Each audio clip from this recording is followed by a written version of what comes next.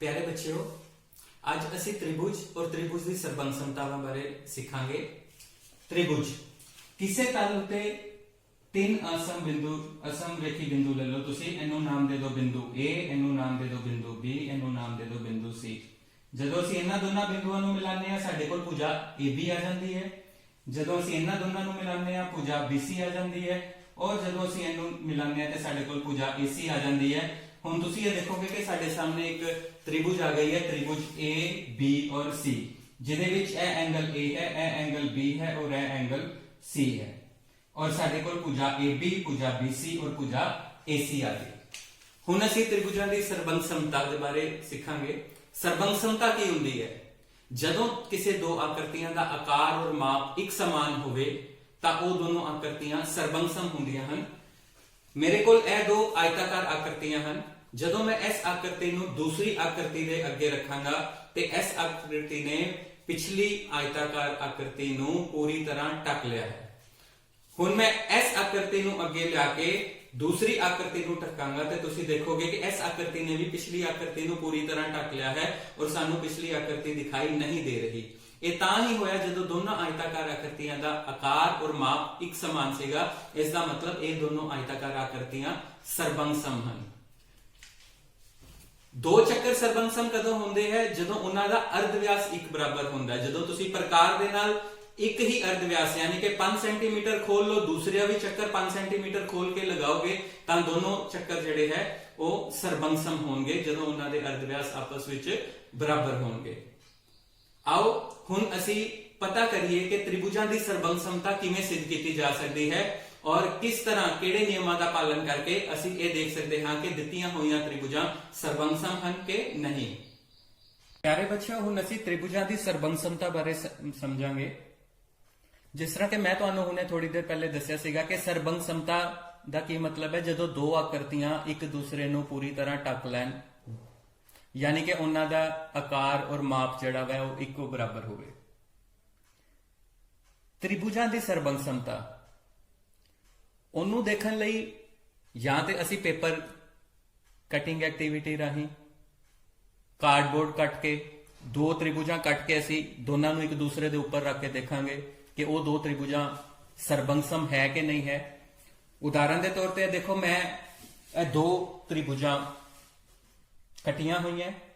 हुण मैं इन्हां नूं एक दूसरे दे उपर रख के देखण दी कोशिश करांगा कि ये एक दूसरे नूं पूरी तरह ढकदियां कि नहीं। हुण इहनूं नहीं ढक पा रही, मैं इत्थे घुमा के इस तरह देखांगा क्योंकि सानूं संगत भाग भी देखना पएगा कि दोनों त्रिभुजां दे संगत भागां दा सुमेलन भी हो सके। और मैं इधर भी करके देखांगा। हुण मैं हर तरीके दे नाल इहनूं घुमा के इन्हां दोनों त्रिभुजां नूं देख लिया, पर ये दोनों त्रिभुजां एक दूसरे नूं पूरी तरह नहीं ढक रही। सानू देखो दोनों त्रिभुजां दा कुछ ना कुछ हिस्सा जड़ा वह नजर आ रहा है। इसका मतलब की है कि यह दोनों त्रिभुजां सरबंग सम नहीं है। हुण असी कोई होर एक त्रिभुज लैने आ। हुण मैं यह दो त्रिभुजां ले लियां तुहाडे सामने। हुण मैं इनू रखण दी कोशिश करदा वां। यह देखो नहीं हो रहा, इनू नहीं ढक पा रही ते इत्थे आके यह देखो यह दोनों त्रिभुजां ने एक दूसरे नूं ढक लिया, पूरा पूरा इनू ढक लिया। हुण मैं दूसरी त्रिभुज नूं ओदे उपर पहली वाली दे उपर रखण दी कोशिश करांगा। देखो सानू इन्ने भी नीचे वाली त्रिभुज नूं की है पूरा पूरा ढक लिया। सो यह दोनों त्रिभुजां ABC और PQR ये दोनों की हैगियां सरबंग सम त्रिभुजां ने। हुण इत्थे एक चीज ध्यान रखने की जरूरत है, बहुत ध्यान नाल समझण की जरूरत है बेटा, कि बेशक यह दोनों त्रिभुजां सरबंग सम है, लेकिन जदों मैं इनू इत्थे रखण की कोशिश की सीगी, यह देखो इनू नहीं ढक पा रही, इस तरह भी इनू नहीं पूरी तरह एक दूसरे दे नाल मिल पा रही। तो यदा मतलब की है कि बेशक त्रिभुजां सरबंग सम ने, पर उन्हां दे संगत भागां दा सुमेलन होना बहुत जरूरी है। एदा संगत भाग की है? P है, C दा R है, B दा Q है। सो तुसी ए देखोगे। हुण इत्थों तुहानू बेटा एक चीज बहुत ही ध्यान नाल समझनी पएगी, क्योंकि दो आकृतियां तुहानू दित्तियां होणगियां, तुहानू पता करना होएगा कि वो सरबंग सम है कि नहीं है, ते तुसी उन्हां दे संगत भागां दा सुमेलन करन दी कोशिश करोगे। या फिर जे दो ਆਕ੍ਰਿਤੀਆਂ, ਦੋ ਤ੍ਰਿਭੁਜਾਂ ਤੁਹਾਨੂੰ ਸਰਬੰਸਮ ਦਿੱਤੀਆਂ ਹੋਈਆਂ ਔਰ ਤੁਸੀਂ ਉਹਨਾਂ ਦੇ ਸੰਗਤ ਭਾਗ ਲੱਭਣ ਦੀ ਕੋਸ਼ਿਸ਼ ਕਰੋਗੇ ਤੇ ਫਿਰ ਤੁਸੀਂ ਉੱਥੇ ਬੜੇ ਧਿਆਨ ਨਾਲ ਦੇਖਣਾ ਬੇਟਾ ਕਿ ਉਹਨਾਂ ਦੇ ਸੰਗਤ ਭਾਗ ਕਿਹੜੇ ਆਪਸ ਵਿੱਚ ਬਰਾਬਰ ਨੇ। ਹੁਣ ਇੱਥੇ ਐਂਗਲ A ਔਰ ਐਂਗਲ P ਆਪਸ ਵਿੱਚ ਬਰਾਬਰ ਹੈ, Q ਅਤੇ B ਆਪਸ ਵਿੱਚ ਬਰਾਬਰ ਹੈ, R ਅਤੇ C ਆਪਸ ਵਿੱਚ ਬਰਾਬਰ ਹੈ। ਇੱਕ ਚੀਜ਼ ਯਾਦ ਰੱਖਣਾ ਬੇਟਾ, ਮੈਂ ਤੁਹਾਨੂੰ ਸਮਝਾਇਆ ਸੀਗਾ ਕਿ ਇੱਕ ਤ੍ਰਿਭੁਜ ਦੇ ਵਿੱਚ 3 ਕੋਣ ਹੁੰਦੇ ਆ ਔਰ 3 ਭੁਜਾਵਾਂ ਹੁੰਦੀਆਂ।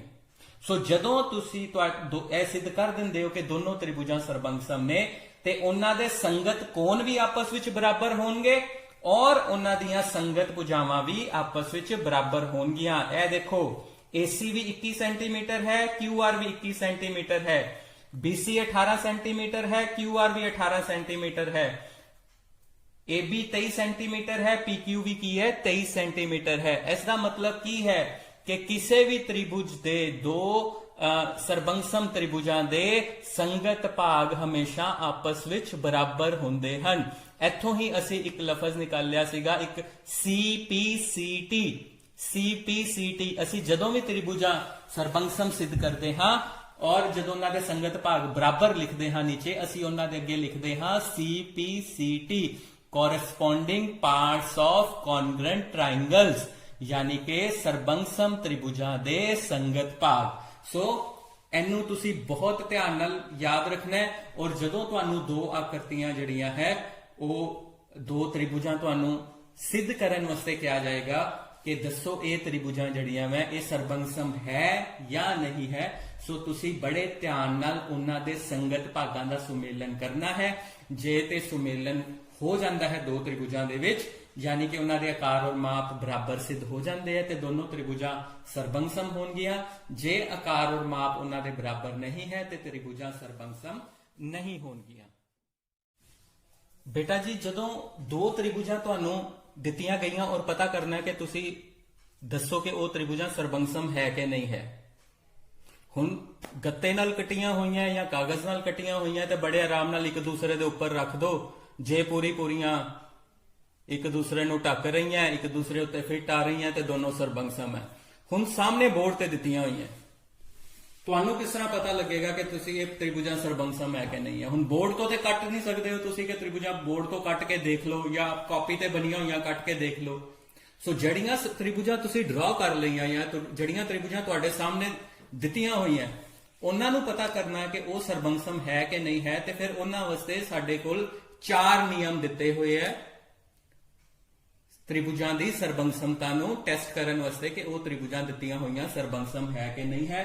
उन्हां दे विचों पहला नियम है SSS, पूजा पूजा पूजा। हुण तुसीं ये देखना है कि तुहानूं जो त्रिभुजां दित्तियां गईयां उन्हां दे माप किस रूप दे विच दित्ते गए है। की वो भुजावां दे रूप दे विच दित्ते गए है कि कल्लियां भुजावां दे दित्तियां गईयां तुहानूं बराबर उत्थे, या कुछ भुजावां ते कोण दिते गए है या कुछ कोण ते भुजावां दित्तियां गईयां है। सो जो माप चाहे वो कोणां दा है चाहे वो भुजावां दा है वो दिते गए है, उसे हिसाब दे नाल असी उन्हां 4 नियमां दे विचों कोई एक नियम जिहड़ा है असी ओहदे ते लगा दांगे। हुण पहला नियम किहड़ा है पूजा पूजा पूजा, क्योंकि इस नियम दे विच पूजा पूजा पूजा किसी भी ਉਹਦੇ ਵਿੱਚ ਕੋਈ ਕੋਣ ਨਹੀਂ ਦਿੱਤਾ ਗਿਆ। ਸੋ ਤੁਸੀਂ ਇੱਥੇ ਸਿਰਫ ਔਰ ਸਿਰਫ ਦਿੱਤੀਆਂ ਗਈਆਂ ਤ੍ਰਿਭੁਜਾਂ ਦੀ ਭੁਜਾਵਾਂ ਦੇਖਣੀਆਂ ਹੈ। ਕੀ ਤੁਹਾਨੂੰ ਭੁਜਾਵਾਂ ਦਿੱਤੀਆਂ ਹੋਈਆਂ ਹੈ? ਤਿੰਨੋਂ ਭੁਜਾਵਾਂ ਦਿੱਤੀਆਂ ਹੋਈਆਂ ਹੈ ਤੇ ਜੇ ਤੁਹਾਨੂੰ ਤਿੰਨੋਂ ਭੁਜਾਵਾਂ ਦਿੱਤੀਆਂ ਗਈਆਂ ਹੈ ਤੇ ਤੁਸੀਂ ਉਹਨਾਂ ਦਾ ਦੇਖਣਾ ਹੈ ਕਿ ਸੰਗਤ ਭਾਗ ਕਿਹੜੇ ਬਣਦੇ ਆ, ਕਿਹੜੀ ਭੁਜਾ ਦਾ ਕਿਸ ਭੁਜਾ ਦੇ ਨਾਲ ਸੁਮੇਲਨ ਹੁੰਦਾ ਹੈ ਤੇ ਅਸੀਂ ਉਹਨੂੰ ਫਿਰ ਭੁਜਾ ਭੁਜਾ ਭੁਜਾ ਨਿਯਮ ਨਾਲ ਦੋਨੋਂ ਤ੍ਰਿਭੁਜਾਂ ਨੂੰ ਸਰਬੰਸਮ ਸਿੱਧ ਕਰ ਦਾਂਗੇ। मैं हुणे थोड़ी देर पहले तुहानूं इह दस्सिया सीगा ਇਹ त्रिभुज और ਇਹ त्रिभुज ਜਿਹੜੀ ABC और PQR ਅਸੀਂ ਸਰਬੰਸਮ ਸਿੱਧ ਕੀਤੀ ਸੀ। ਮੈਂ ਇੱਥੇ ਤੁਹਾਨੂੰ ਉਹਨਾਂ ਦੀਆਂ ਭੁਜਾਵਾਂ ਦਾ ਸੁਮੇਲਨ ਕਰਵਾਇਆ ਸੀਗਾ ਤੁਹਾਡੇ ਸਾਹਮਣੇ। AB ਤੇ PQ ਦਾ ਸੁਮੇਲਨ ਸੀਗਾ ਕਿਉਂਕਿ A और P ਇਹ ਦੇਖੋ ਇਹ ਵੀ ਆਪਸ ਵਿੱਚ ਬਰਾਬਰ ਸੀਗੇ और फिर AC और PR ਦਾ ਸੁਮੇਲਨ ਸੀਗਾ और C और R ਆਪਸ ਵਿੱਚ ਬਰਾਬਰ ਨੇ, B और Q ਆਪਸ ਵਿੱਚ ਬਰਾਬਰ ਨੇ ਤੇ ਉਹਦੇ ਵਿੱਚ ਕੀ ਸੀਗਾ त्रिभुजां जड़ियां मैं दोनों सरबंसम सिद्ध हो गई पूजा पूजा पूजा दी कसौटी दे नाल। पर मैं तुहानूं नाल दे नाल एक चीज कही सी ਕਿ ਬੇਟਾ ਜੀ ਸੰਗਤ ਭਾਗ ਜਿਹੜੇ ਹੈ ਉਹਨਾਂ ਨੂੰ ਧਿਆਨ ਨਾਲ ਸਮਝਣ ਦੀ ਜ਼ਰੂਰਤ ਹੈ। ਹੁਣ ਤੁਸੀਂ ਇੱਥੇ ਦੇਖੋ, ਮੈਂ ਦੋ ਤ੍ਰਿਭੁਜਾਂ ਤੁਹਾਡੇ ਸਾਹਮਣੇ ਬਣਾਈਆਂ ਹੈ। ਇਹ ਕਦੀ ਨਹੀਂ ਦੇਖਣਾ ਤੁਸੀਂ ਕਿ ਤੁਹਾਡੀ ਇਹ ਵਾਲੀ ਭੁਜਾ ਦਾ ਇਹ ਵਾਲੀ ਤ੍ਰਿਭੁਜ ਦਾ ਜਿਹੜੀ AB ਹੈ ਉਹਦਾ ਸੰਗਤ ਭਾਗ PR ਹੀ ਹੋਏਗਾ, AC ਦਾ ਸੰਗਤ ਭਾਗ PQ ਹੀ ਹੋਏਗਾ, BC ਦਾ। ਹੁਣ ਇੱਥੇ ਅਸੀਂ ਸੁਮੇਲਨ ਕਰਨਾ ਹੈ ਕਿ ਕਿਹੜੀਆਂ ਭੁਜਾਵਾਂ ਆਪਸ ਵਿੱਚ ਬਰਾਬਰ ਨੇ। ਸੋ ਤੁਹਾਡੇ ਕੋਲ AB और PQ बराबर है। AB 23 सेंटीमीटर है और PQ भी कितनी है 23 सेंटीमीटर, ठीक है जी। और BC किदे बराबर है 18 दे, ते एनू तुसी चाहे RQ लिख दो चाहे QR लिख दो, एलो जी QR भी 18 है। और फिर AC कितनी है साडे कोल 21 है और PR कितनी है 21 है।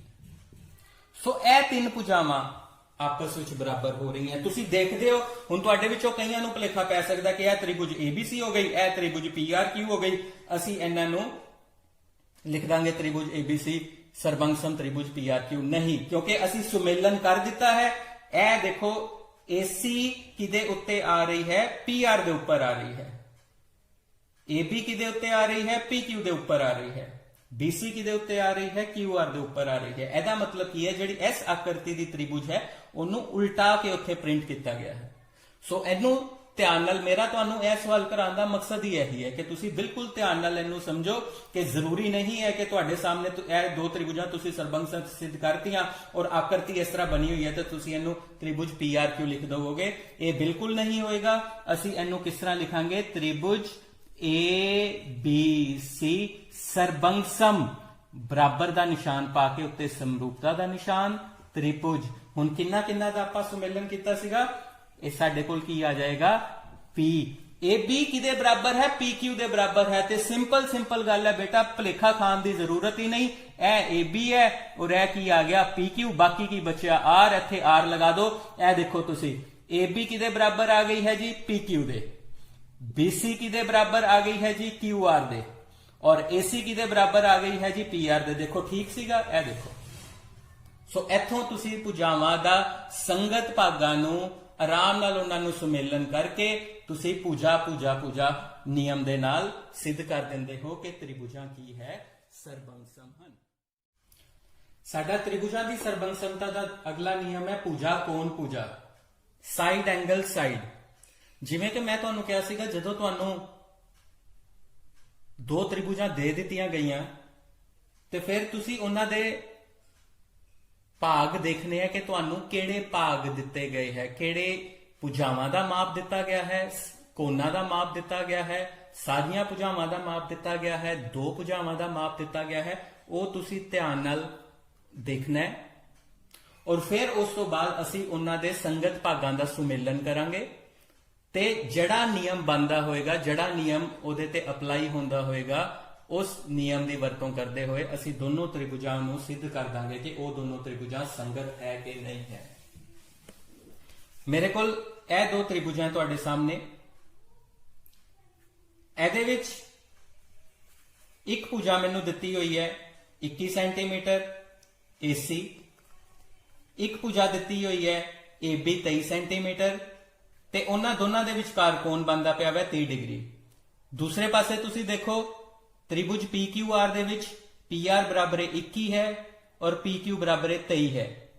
ਸੋ ਜਦੋਂ ਮੈਂ ਇਹਨਾਂ ਨੂੰ ਹੁਣ ਜਿਸ ਤਰ੍ਹਾਂ ਮੈਂ ਤੁਹਾਨੂੰ ਸਮਝਾਇਆ ਸੀਗਾ ਕਿ ਇਹਨਾਂ ਦੇ ਸੰਗਤ ਭਾਗ, ਉਹਨਾਂ ਦਾ ਸੁਮੇਲਨ ਬਹੁਤ ਜ਼ਰੂਰੀ ਹੈ ਔਰ ਇਹ ਵੀ ਨਹੀਂ ਸੰਗਤ ਭਾਗ ਬਣਦਾ ਪਿਆ, ਇਹ ਵੀ ਨਹੀਂ ਬਣ ਰਿਹਾ, ਤੇ ਅਸੀਂ ਬਿਲਕੁਲ ਇਹਨੂੰ ਜਦੋਂ ਲਿਆ ਕੇ ਇਹਦੇ ਉੱਤੇ ਰੱਖਾਂਗੇ ਤੇ 30 ਡਿਗਰੀ ਕੋਣ ਵਾਲਾ ਜਿਹੜਾ ਵਾ ਬਿਲਕੁਲ 30 ਡਿਗਰੀ ਕੋਣ ਦੇ, ਯਾਨੀ ਕਿ ਐਂਗਲ A ਐਂਗਲ P ਦਾ ਸੁਮੇਲਨ ਹੋ ਜਾਏਗਾ, C ਔਰ R ਦਾ ਸੁਮੇਲਨ ਹੋ ਜਾਏਗਾ, Q ਤੇ B ਦਾ ਸੁਮੇਲਨ ਹੋ ਜਾਏਗਾ ਤੇ ਸਾਡੇ ਕੋਲ ਇਹ ਦੋ ਤ੍ਰਿਭੁਜਾਂ ਜਿਹੜੀਆਂ ਹੈ ਇਹ ਸਰਬੰਗਸਮ ਸਿੱਧ ਹੋ ਜਾਣਗੀਆਂ। ਬੇਟਾ ਮੈਂ ਤੁਹਾਨੂੰ ਪਹਿਲੇ ਵੀ ਸਮਝਾਇਆ ਸੀਗਾ ਕਿ ਜਦੋਂ ਜਿਹੜੀਆਂ ਤ੍ਰਿਭੁਜਾਂ ਸਰਬੰਗਸਮ ਹੁੰਦੀਆਂ ਉਹਨਾਂ ਦੇ ਸਾਰੇ ਸੰਗਤ ਭਾਗ ਆਪਸ ਵਿੱਚ ਬਰਾਬਰ ਹੁੰਦੇ ਆ, ਪਰ ਸਾਨੂੰ ਦਿੱਤੇ ਨਹੀਂ ਨਾ ਇਹ ਸਾਰੇ, ਸਾਨੂੰ ਤੇ ਉਹਨਾਂ ਦੋਨਾਂ ਤ੍ਰਿਭੁਜਾਂ ਦੇ ਕੁਝ ਭਾਗਾਂ ਦਾ ਮਾਪ ਚਾਹੇ ਉਹ ਕੋਨਾ ਦੇ ਰੂਪ ਦੇ ਵਿੱਚ ਹੈ, ਚਾਹੇ ਉਹ ਭੁਜਾਵਾਂ ਦੇ ਰੂਪ ਦੇ ਵਿੱਚ ਦਿੱਤਾ ਹੋਇਆ ਹੈ, ਔਰ ਅਸੀਂ ਉਹਨਾਂ ਦੀ ਹੀ ਵਰਤੋਂ ਕਰਕੇ ਦੋਨੋਂ ਤ੍ਰਿਭੁਜਾਂ ਸਰਬੰਗਸਮ ਸਿੱਧ ਕਰਨੀ ਹੈ। ਪਰ ਇੱਕ ਵਾਰੀ ਜਦੋਂ ਦੋਨੋਂ ਤ੍ਰਿਭੁਜਾਂ ਸਰਬੰਗਸਮ ਸਿੱਧ ਹੋ ਜਾਂਦੀਆਂ ਫਿਰ ਅਸੀਂ ਕਹਿ ਸਕਦੇ ਹਾਂ CPCT, ਯਾਨੀ ਕਿ ਬਾਕੀ ਭਾਗ ਵੀ ਉਹਨਾਂ ਦੇ ਜਿਹੜੇ ਹੈ ਸੰਗਤ ਭਾਗ ਵੀ ਕੀ ਹੈ ਆਪਸ ਵਿੱਚ ਬਰਾਬਰ ਹਨ। ਤੇ ਹੁਣ ਇੱਥੇ ਅਸੀਂ ਦੇਖਦੇ ਹਾਂ ਸਾਡੇ ਕੋਲ AB ਜਿਹੜਾ ਦਿੱਤਾ ਹੋਇਆ ਹੈ, ਕਿੰਨਾ ਦਿੱਤਾ ਹੋਇਆ 8 ਸੈਂਟੀਮੀਟਰ। 8 ਸੈਂਟੀਮੀਟਰ ਵਾਲੀ ਕਿਹੜੀ ਭੁਜਾ ਹੈ, ਉਹ ਸਾਡੇ ਕੋਲ PQ ਹੈ। ਸੋ ਸਾਡੇ ਕੋਲ AB ਔਰ PQ ਜਿਹੜੇ ਹੈ ਇਹ ਦੋਨੋਂ ਬਰਾਬਰ ਨੇ, ਕਿਉਂਕਿ ਇਹ ਦੋਨੋਂ ਕਿਹਦੇ ਬਰਾਬਰ ਦਿੱਤੇ ਹੋਏ ਹੈ 8 ਸੈਂਟੀਮੀਟਰ ਦੇ। ਔਰ ਸਾਡੇ ਕੋਲ AC ਔਰ PR ਇਹ ਵੀ ਆਪਸ ਵਿੱਚ ਬਰਾਬਰ ਦਿੱਤੇ ਹੋਏ ਆ। ਇਹ ਦੋਨੋਂ AC ਔਰ PR ਆਪਸ ਵਿੱਚ ਬਰਾਬਰ ਦਿੱਤੇ ਹੋਏ ਆ। ਇਹ ਕਿੰਨੇ ਦੇ ਦਿੱਤੇ ਹੋਏ ਆ 6 ਸੈਂਟੀਮੀਟਰ ਦੇ।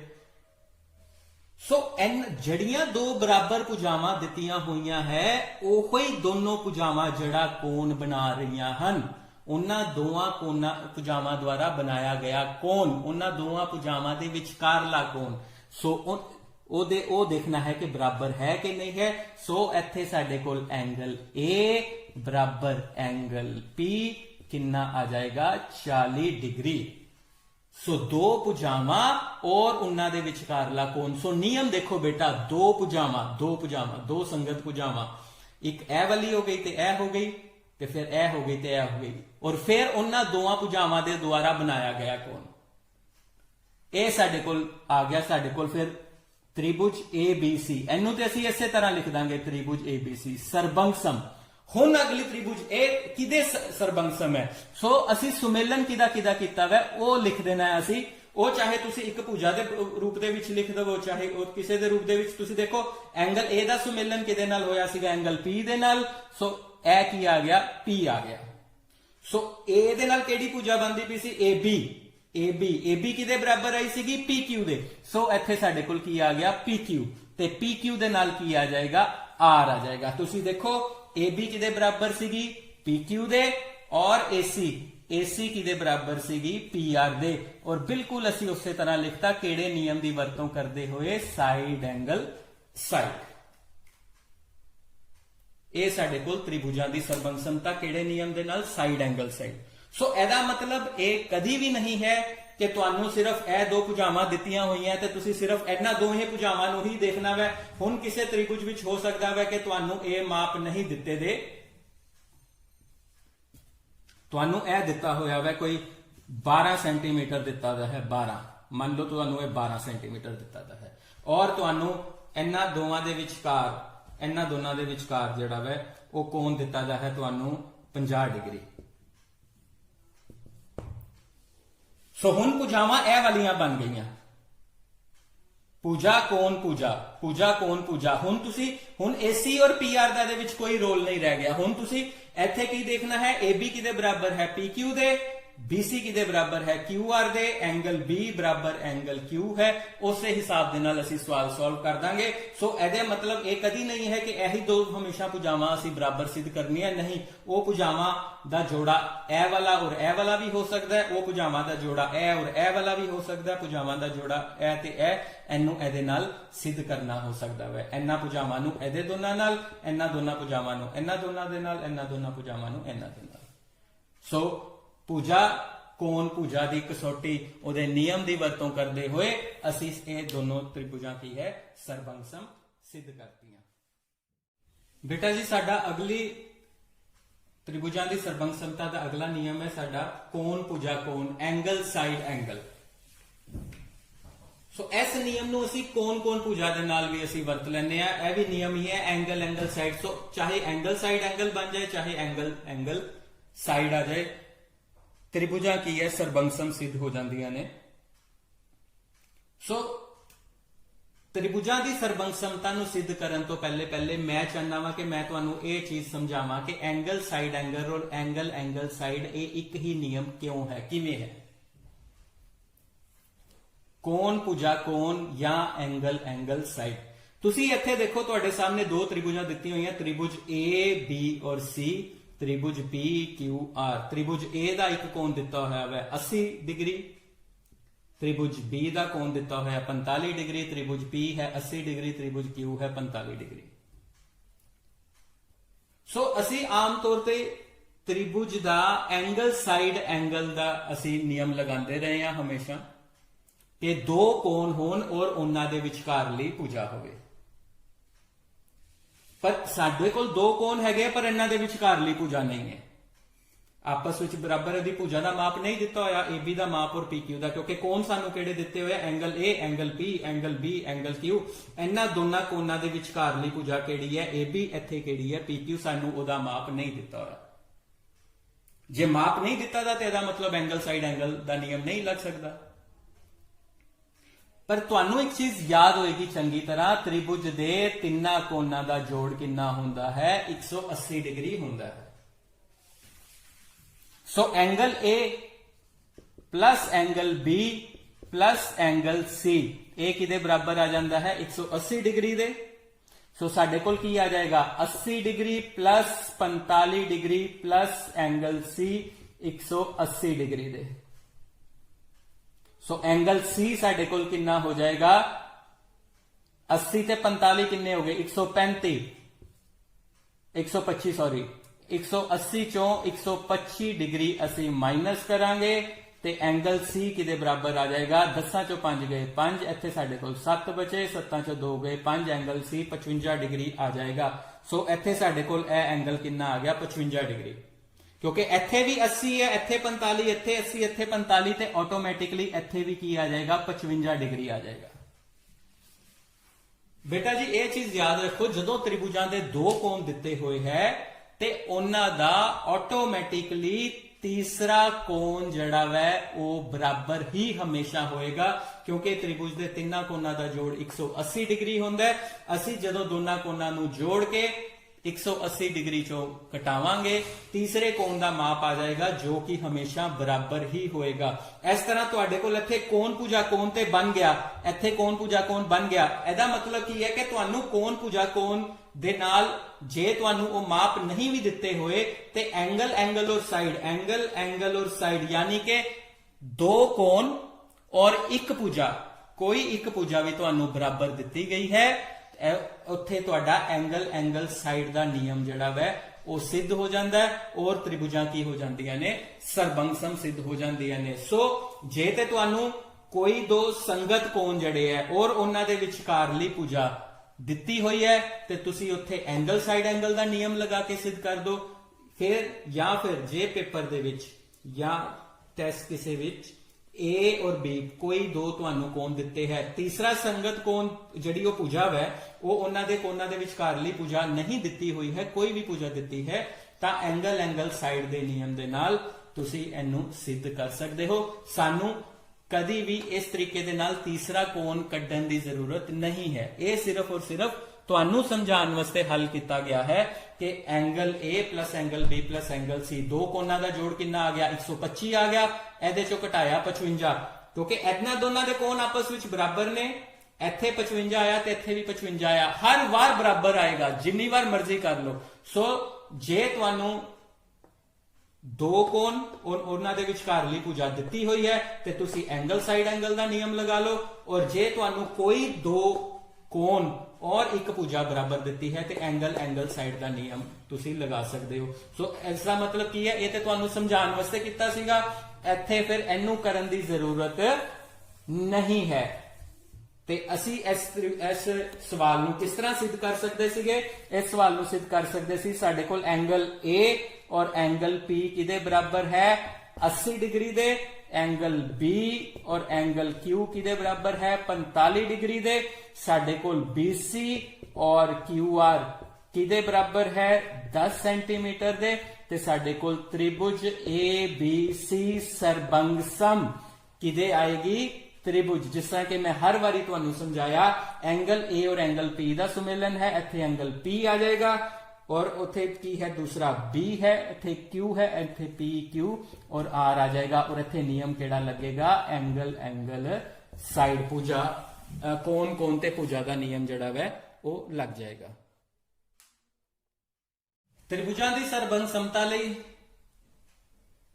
ਆਖਰੀ ਯਾਨੀ ਕਿ ਚੌਥਾ ਨਿਯਮ ਜਿਹੜਾ ਵੈ RHS, R right angle, H hypotenuse यानी कि करण, S साइड। ਸੋ ਸਾਡੇ ਕੋਲ ਦੋਨੋਂ ਤ੍ਰਿਭੁਜਾਂ ਸਮਕੋਣ ਤ੍ਰਿਭੁਜਾਂ ਹੋਣੀਆਂ ਚਾਹੀਦੀਆਂ ਨੇ, ਯਾਨੀ ਕਿ ਉਹਨਾਂ ਦਾ ਇੱਕ ਕੋਣ ਸਮਕੋਣ ਜ਼ਰੂਰ ਹੋਣਾ ਚਾਹੀਦਾ ਹੈ ਔਰ ਉਹਨਾਂ ਦੇ ਵਿੱਚ ਇੱਕ ਕਰਨ ਜਿਹੜਾ ਵੈ ਕਰਨ ਦਾ ਮਾਪ ਜ਼ਰੂਰ ਦਿੱਤਾ ਹੋਵੇ ਔਰ ਉਹ ਆਪਸ ਵਿੱਚ ਬਰਾਬਰ ਹੁੰਦਾ ਹੋਵੇ। ਔਰ ਫਿਰ ਕੋਈ ਇੱਕ ਸੰਗਤ ਭੁਜਾ, ਉਹ ਚਾਹੇ ਇਹਨਾਂ ਦੋਨਾਂ ਦਾ ਮਾਪ ਬਰਾਬਰ ਹੋ ਜਾਏ ਚਾਹੇ ਇਹਨਾਂ ਦੋਨਾਂ ਦਾ ਮਾਪ ਬਰਾਬਰ ਹੋ ਜਾਏ। ਇਹ ਮੇਰੇ ਕੋਲ ਬੇਟਾ ਜੀ ਦੋ ਤ੍ਰਿਭੁਜਾਂ ਹੈ, ਸਮਕੋਣ ਤ੍ਰਿਭੁਜਾਂ। ਇਹਦੇ ਵਿੱਚ ਹੁਣ ਤੁਸੀਂ ਦੇਖੋ ਮੈਂ ਇਹਨੂੰ ਇਸ ਤਰ੍ਹਾਂ ਲਿਆ ਰਿਹਾ ਵਾਂ, ਇੱਥੇ ਰੱਖਤੀ, ਇਹਨਾਂ ਨੇ ਇਹਨਾਂ ਦੋਨਾਂ ਨੂੰ ਆਪਸ ਵਿੱਚ ਪੂਰੀ ਤਰ੍ਹਾਂ ਟੱਕ ਲਿਆ। ਹੁਣ ਇਹ ਸਮਕੋਣ ਤਿਕੋਣ ਇਸ ਤਰ੍ਹਾਂ ਵੀ ਤੇ ਬਣਦੀ ਪਈ ਹੈ, ਇਸ ਤਰ੍ਹਾਂ ਦੀ ਬਜਾਏ ਇਸ ਤਰ੍ਹਾਂ ਵੀ ਬਣ ਰਹੀ ਹੈ, ਪਰ ਇਹ ਦੇਖੋ ਇਹ ਇਹਨੂੰ ਨਹੀਂ ਟੱਕ ਰਹੀ ਹੈ। ਸੋ ਕਿਉਂਕਿ ਅਸੀਂ ਸੰਗਤ ਭਾਗਾਂ ਦਾ ਸੁਮੇਲਨ ਜਿਹੜਾ ਵੈ ਉਹ ਨਹੀਂ ਕਰ ਪਾ ਰਹੇ ਹਾਂ। ਸੋ ਸੰਗਤ ਭਾਗ ਜਿਸ ਤਰ੍ਹਾਂ ਕਿ ਤੁਹਾਨੂੰ ਕਿਹਾ ਸੀ ਉਹਨਾਂ ਦਾ ਸੁਮੇਲਨ ਹੋਣਾ ਬਹੁਤ ਜ਼ਰੂਰੀ ਹੈ। ਸੋ ਸਾਡਾ ਐਂਗਲ A ਐਂਗਲ P ਦੇ ਬਰਾਬਰ ਆ ਗਿਆ, ਇੱਥੇ B Q ਦੇ ਉੱਪਰ ਆ ਗਿਆ ਔਰ C ਜਿਹੜਾ ਵੈ ਸਾਡਾ R ਦੇ ਉੱਪਰ ਆ ਗਿਆ। ਇਹ ਦੇਖੋ, ਸੋ RHS ਦੀ ਨਿਯਮ ਨੂੰ ਵਰਤਣ ਵਾਸਤੇ ਜਿਹੜੀਆਂ ਮੇਨ ਸ਼ਰਤਾਂ ਜਿਹੜੀਆਂ ਚੀਜ਼ਾਂ ਦੀ ਲੋੜ ਹੈ ਉਹ ਹੈ ਕਿ ਦੋਨੋਂ ਤ੍ਰਿਭੁਜਾਂ ਸਮਕੋਣ ਹੋਣ, ਸਭ ਤੋਂ ਪਹਿਲੀ ਸ਼ਰਤ। ਉਹਨਾਂ ਦੇ ਕਰਨ ਜਿਹੜੇ ਹੈ ਬੇਟਾ ਜੀ ਉਹ ਆਪਸ ਵਿੱਚ ਬਰਾਬਰ ਹੋਣੇ ਚਾਹੀਦੇ ਆ, ਉਹਨਾਂ ਦਾ ਮਾਪ ਆਪਸ ਵਿੱਚ ਬਰਾਬਰ ਹੋਣਾ ਚਾਹੀਦਾ ਹੈ। ਤੇ ਫਿਰ ਬਾਕੀ ਦੋਨਾਂ ਭੁਜਾਵਾਂ ਦੇ ਵਿੱਚੋਂ ਕੋਈ ਇੱਕ ਭੁਜਾ ਜਿਹੜੀ ਹੈ ਸੰਗਤ ਭੁਜਾ ਆਪਸ ਵਿੱਚ ਬਰਾਬਰ ਹੋ ਜਾਵੇ। ਸੋ ਇੱਥੇ ਅਸੀਂ ਦੇਖਾਂਗੇ ਕਿ ਇੱਥੇ ਤ੍ਰਿਭੁਜ ABC ਔਰ DEF ਦੇ ਵਿੱਚ ਸਾਡੇ ਕੋਲ AC ਐਂਗਲ ABC ਜਿਹੜਾ ਵੈ ਉਹ ਕਿਹਦੇ ਬਰਾਬਰ ਹੈ, ਐਂਗਲ DEF। ਦੋਨੋਂ ਕੀ ਹੈਗੇ ਹੈ 90 ਡਿਗਰੀ। ਔਰ ਸਾਡੇ ਕੋਲ ਇਹ R ਦੀ ਹੋ ਗਈ ਸ਼ਰਤ ਪੂਰੀ, ਰਾਈਟ ਐਂਗਲ ਹੋ ਗਿਆ। ਉਸ ਦੇ ਬਾਅਦ AC ਬਰਾਬਰ DF 10 ਸੈਂਟੀਮੀਟਰ। ਇਹ ਸਾਡੇ ਕੋਲ H ਦੀ ਸ਼ਰਤ ਪੂਰੀ ਹੋ ਗਈ, ਯਾਨੀ ਕਿ ਹਾਈਪੋਟੇਨਿਊਸ।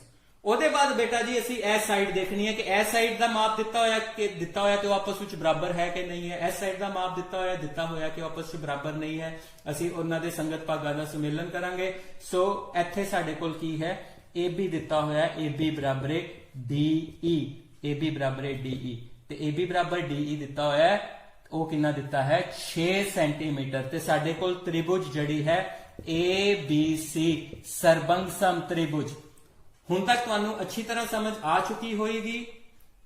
ਆਪਾਂ ਫੇਰ ਦੇਖ ਲੈਂਦੇ ਆ ਕਿ ਸਾਡੇ ਕੋਲ AB ਕਿਹਦੇ ਬਰਾਬਰ ਦਿੱਤੀ ਹੈ, DE ਦੇ ਬਰਾਬਰ ਦਿੱਤੀ ਹੈ। ਸਾਡੇ ਕੋਲ ਪਹਿਲੇ AB ਹੈ, AB ਤੇ DE, AB DE ਔਰ ਤੀਸਰੀ ਭੁਜਾ ਪੁਆਇੰਟ ਕਿਹੜਾ ਹੈ, ਤੀਸਰਾ ਬਿੰਦੂ F।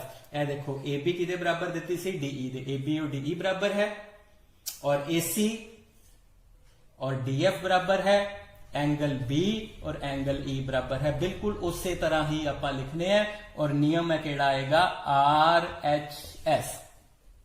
सो RHS नियम की वरतों करते हुए त्रिभुजां की सरबंग समता सिद्ध हो गई। ਇਹਦੇ ਨਾਲ ਹੀ ਤੁਹਾਨੂੰ ਇੱਕ ਚੀਜ਼ ਸਮਝਾਣੀ ਜ਼ਰੂਰੀ ਹੈ ਕਿ ਜ਼ਰੂਰੀ ਨਹੀਂ ਹੈ ਕਿ ਤ੍ਰਿਭੁਜ ਜਿਹੜੀ ਹੈ ਉਹ ਸਰਬੰਗਸਮ ਦਿੱਤੀ ਹੈ ਤੇ ਤੁਸੀਂ RHS ਦੀ ਪ੍ਰਾਪਰਟੀ ਹੀ ਲਗਾਓਗੇ, ਉਹਦਾ ਰੂਲ ਹੀ ਲਗਾਓਗੇ, ਉਹਨੂੰ ਉਸ ਨਿਯਮ ਦੇ ਨਾਲ ਹੀ ਸਿੱਧ ਕਰੋਗੇ। ਇਹ ਬਿਲਕੁਲ ਗਲਤੀ ਨਹੀਂ ਕਰਨੀ ਹੈ। RHS ਦਾ ਨਿਯਮ ਉਦੋਂ ਹੀ ਲੱਗੇਗਾ ਜਦੋਂ राइट एंगल है, हाइपोटेन्यूज दिता है बराबर और साइड दी है। मैं तुहानू एक एग्जांपल दे देना वा, यह दोनों त्रिभुजां जड़ियां है 90 डिग्री दा कोण है, तुहानू पता है। इत्थे तुहाडे कोल एंगल जड़ा वा यह कितना डिग्री दिता है 40 डिग्री, इत्थे तुहानू 40 डिग्री दिता होया है और इत्थे भुजा दिती हुई है तुहानू 5 सेंटीमीटर 5 सेंटीमीटर। तो बेटा जी इत्थे तुहाडे कोल RHS दी प्रॉपर्टी नहीं लगेगी, RHS दा रूल इत्थे बिल्कुल नहीं लगेगा, RHS दा नियम जड़ा वा इत्थे नहीं लगेगा। ठीक है बेटा। सो इत्थे की है साडे कोल ABC DEF, साडे कोल की दिता होया है, एंगल A दिता होया है, एंगल D दिता होया है 40 डिग्री दा, एंगल B दिता है, एंगल E दिता है 90 डिग्री दा, एक भुजा दिती हुई है। ते केड़ी नियम लग जाएगा इत्थे साडे कोल? बिल्कुल ठीक ਐਂਗਲ ਸਾਈਡ ਦੇ ਨਾਲ ਇਹ ਜਿਹੜੀ ਤ੍ਰਿਭੁਜ ਜਿਹੜੀ ਹੈ ਉਹਨਾਂ ਦੀ ਸਰਬੰਗ ਸਮਤਾ ਸਿੱਧ ਹੋ ਜਾਏਗੀ। ਸੋ ਤੁਸੀਂ ਇਹਦਾ ਧਿਆਨ ਰੱਖਣਾ ਹੈ ਔਰ ਇਹ ਸਮਝਣਾ ਹੈ ਕਿ ਤੁਹਾਨੂੰ ਕਰਨ ਦਿੱਤਾ ਹੈ ਕਿ ਨਹੀਂ ਦਿੱਤਾ ਹੋਇਆ, ਸਾਈਡ ਇੱਕ ਦਿੱਤੀ ਹੈ ਕਿ ਨਹੀਂ ਦਿੱਤੀ ਦੀ, ਤਦ RHS ਲੱਗੇਗਾ। ਇਹ ਕਿਧਰੇ ਵੀ ਨਹੀਂ ਲਿਖਿਆ ਕਿ ਜੇ ਇੱਕ ਦੋਨੋਂ ਤ੍ਰਿਭੁਜਾਂ ਸਮਕੋਣ ਤ੍ਰਿਭੁਜਾਂ ਹਨ ਤੇ ਉਹਨਾਂ ਨੂੰ RHS ਨਿਯਮ ਦੇ ਨਾਲ ਸਿੱਧ ਕਰਨਾ ਹੈ। ਆਪਾਂ ਇਹ ਦੇਖਣੇ ਹੈ ਕਿ ਉਹਨਾਂ ਦੇ ਕਿਹੜੇ ਸੰਗਤ ਭਾਗ ਸਾਨੂੰ ਦਿੱਤੇ ਹੋਏ ਹੈ, ਉਹ ਬਰਾਬਰ ਹੈ ਕਿ ਨਹੀਂ ਹੈ, ਤੇ ਫਿਰ ਉਹਦੇ ਹਿਸਾਬ ਨਾਲ ਅਸੀਂ ਨਿਯਮ ਸਿੱਧ ਕਰਕੇ ਤੇ ਅਸੀਂ ਇੱਥੇ ਨਿਯਮ ਲਿਖਾਂਗੇ।